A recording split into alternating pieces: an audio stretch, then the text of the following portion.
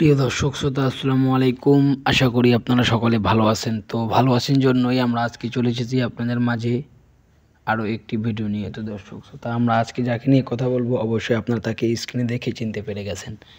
তো দর্শক শ্রোতা আমরা আজকে কথা বলবো তামিম ইকবালের মেয়ে সম্পর্কে। তো দর্শক শ্রোতা তামিম ইকবালের মেয়ে সম্পর্কে আজকে আমরা আপনাদের কিছু অজানা তথ্য দেব। তো দর্শক শ্রোতা তামিম ইকবালের মেয়ে সম্পর্কে আমরা আপনাদের কিছু অজানা তথ্য দেওয়ার আগে আপনারা যদি আমাদের চ্যানেল নতুন হয়ে থাকেন তাহলে অবশ্যই আমাদের চ্যানেলের পাশে থাকতে হলে আপনাদের আমাদের চ্যানেল সাবস্ক্রাইব লাইক কমেন্ট করে আপনারা আমাদের চ্যানেল পাশে থাকতে পারবেন।